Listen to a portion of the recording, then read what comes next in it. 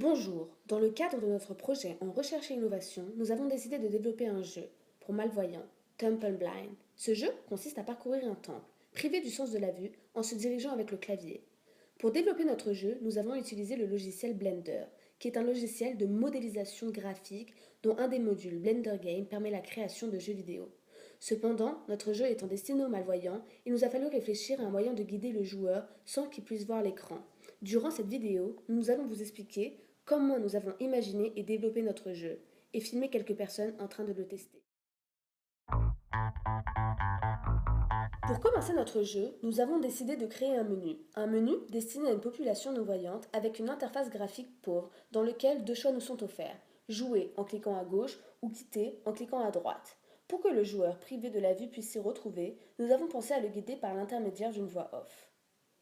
Maintenant que vous venez d'admirer notre joli menu rose, passons à la vitesse supérieure. Allez, on s'accroche. Pour commencer, il faut se positionner dans la rubrique Logic Editor. Ne vous laissez pas effrayer par cette interface qui paraît dans un premier temps extrêmement complexe, mais qui est en réalité tout à fait abordable.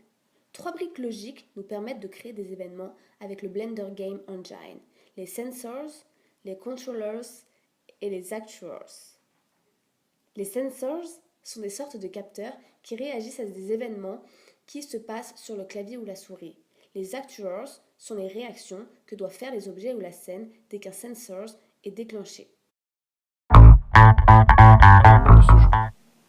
Imaginez-vous un temple dans lequel vous vous situez, sombre, lugubre, un poil effrayant, que vous devez traverser à l'aveugle le plus vite possible. Pour ce faire, vous incarnerez un personnage nommé Eric. Nous avons actuellement une interface vierge. Je vais vous montrer comment nous avons bâti le premier mur de notre parcours. On sélectionne un mesh nommé plan. On travaille un peu sur sa forme et sa position avec les flèches qui se trouvent ici pour jouer sur la taille, là pour tourner et la dernière pour le déplacer. Allons maintenant dans le Logic Editor pour transformer notre mur en obstacle. Nous voulons que pour une collision, Blender aille charger la page Game Over. On les relie avec un controller End. Voilà, le premier mur du jeu étant bâti, passons dorénavant à la suite.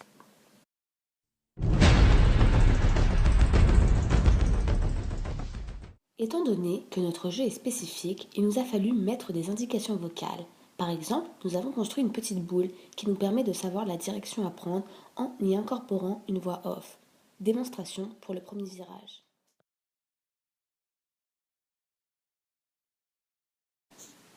Droite.